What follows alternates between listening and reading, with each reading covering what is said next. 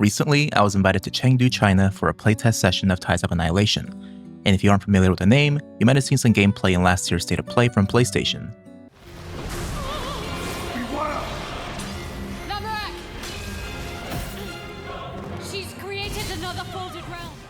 I was interested in the game with its fast-paced combat and level design, so when I received an invitation to try it out, I was pretty excited. For the event, they gave us a tour of the studio and gave us an explanation of what the game is going to be about, and we each had about an hour to try out the game. I think it's important to say now that the developers told us directly that the game is not a soulslike. I think that's pretty interesting that they told us this because I actually found a lot of things similar in the playtest that would make most people call it a soulslike. But for the record, Tides of Annihilation is a single-player dark fantasy action-adventure game that is inspired by the Arthurian legend. We play as Gwendolyn, a human survivor in this apocalyptic world that is also intertwined with other realms, and in order to save her sister, we go in search of shards for the Holy Grail, taking after the legend of King Arthur. And since the world setting is in the modern period, there are real-life locations in this game such as the Big Ben or the Great Russell Museum. The game is running on Unreal Engine 5, and I think it looks really good. I know some people have some opinions about it, but it didn't really change my gameplay since it ran smoothly. In the playtest, we got to fight 3 main bosses and 1 optional boss to get a feel for the game's combat. The main thing that separates this game from being a soulslike is the ability to summon Spectral Knights during fights. Spectral Knights are kinda like skills you can use during combat to help you win fights, create openings, or deal with a number of enemies with ease. Think of it as using Ashes of War but in a more humanoid form. You can equip up to 4 at a time, but only 2 are available for each of their respective abilities. So during combat, you can use both the Spectral Knight skills, change the pair to the other 2, and kinda juggle between them to achieve maximum damage and efficiency. Each knight is special for their respective abilities in combat, such as being able to slow down enemies, extending your own ability to do more combo damage, or shielding attacks to act as a tank. You can also charge certain abilities to do more damage or stagger enemies, making you think of space and timing in combat. I didn't get a chance to mix and match knights, but you can basically match them up to fit your playstyle. And if a particular boss is giving you trouble, you can try using different knights to give you an edge in battle. The knights also serve a purpose outside of combat too, serving as tools for exploration. For example, breakable walls require a knight called Palamedes, who can punch through them or lift objects for puzzles around the map.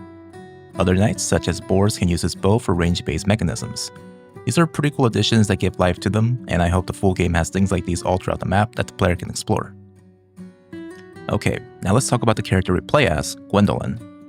Other than the Spectral Knights, Gwendolyn also has some special abilities and combos they can do depending on your knight and weapon.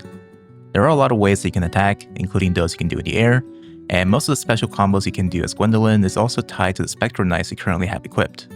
As you progress throughout the game, you can find weapons and talismans with special abilities that can aid you in combat. For example, I found a talisman that had a lifesteal mechanic, but it would constantly drain your HP, so equipping the talisman would incentivize you in a more aggressive fighting style. You can also equip armor pieces you find throughout the world, but these are different from the cosmetic outfits you can also find and put on. Like the talismans, armor pieces have specific stats and abilities that can help tremendously on the battlefield. And since there are 4 armor slots you can use, I'm sure people will be trying to make the best set and combo to see which one fits their playstyle the best. I really like the idea that finding loot is fun again rather than, say, finding an item that increases your HP a bit more than the one you found 2 areas ago. And one of the things that I'm really looking forward to are the giant knights we saw in the promotion pictures.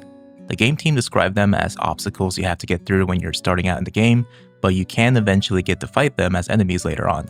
So I got huge Shadow of the Colossus vibes from these guys, and I hope to fight them when the game comes out. Okay, now let's talk about bosses. Difficulty-wise, I think bosses are going to be the main barriers in Tides of Annihilation.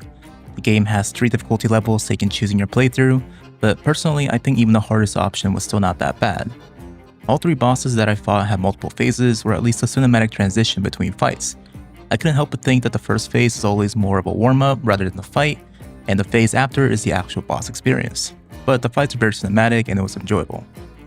Other than the Spectral Knight system, Tides of Annihilation has some similar aspects of a soulslike. Names such as Gwendolyn and the Knights of the Round Table are explained by the Arthurian legend, but when I first heard the names I thought it was funny how much of a coincidence it was to Elden Ring. The game also has save points throughout your journey that kind of act as bonfires, where you can refill your healing, that respawns enemies, and you can use it to teleport to other areas. You can also change your weapon and teleport back to the hub to switch out your Spectral Knights. For combat, you can dash for iframes, enemies have grab attacks and unblockable moves that require you to jump, and if you do enough damage to an enemy, you have the option of guard breaks and finishers. I even found a mimic chest while exploring a map that took me completely off guard. So to a Souls player, these aspects felt right at home for me. Generally, I think the playtest was great, but I do have some concerns. While the visual effects during a fight looks great, using the Spectral knights, especially when the enemy also has flashy moves, tends to cloud your screen a bit with effects, to the point where I think it's a little bit too much. Maybe I'll get used to it after playing it for a while, but during the playtest, I sometimes got confused as to what was happening, or even where the boss was, so I hope boss fights won't be limited to holding back for the sake of clarity. Jumping also felt overpowered, and could be spammed in certain situations to make the fight seem trivial. I'm sure not all fights will be like this given that we only get a glimpse of the boss roster, but it was kind of funny talking about it with some of the other playtesters, and we agree that it nullifies certain bosses without having to learn their moveset. And as it is a problem for some third-person games, the camera felt stiff in boss fights. For example, one of the bosses, Anubis, creates a box that the player is supposed to dodge and navigate through, but the camera felt like it was fighting against your character. And lastly, there's a lot of quick-time event scenarios. I know the curse of AAA studios having them with no real consequences, and the amount of transitions and quick-time events between boss fights tends to take you out of the immersion sometimes. The dev team didn't give us a release date for Tides of Annihilation, but I'm definitely excited to try it out when it releases. And from what I've experienced in the playtest, I think you can expect something similar to Stellar Blade or God of War in terms of exploration, with puzzles scattered throughout the map that you can use your Spectral Knights for, and discovering the lore of the game through artifacts and items along the way. There's a recurring theme of myths and references to the Arthurian legend pretty much everywhere, such as one of the companions of Gwendolyn, Nini Ann, who in the Legend of Arthur is a fairy-like human, or better known as the Lady of the Lake, who presents the sword Excalibur to King Arthur. Other characters like the snake-like being with hands for a head is called Mercury, which is also known as the Roman god of commerce in the legends.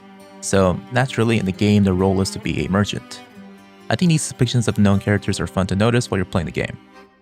Other than that, I'm just waiting to see what else they have to show us in the future. Thank you to Eclipse Glow Studio for the invitation. I had a lot of fun in China and got to experience new things. But that's all from me, and I'll see you guys next time.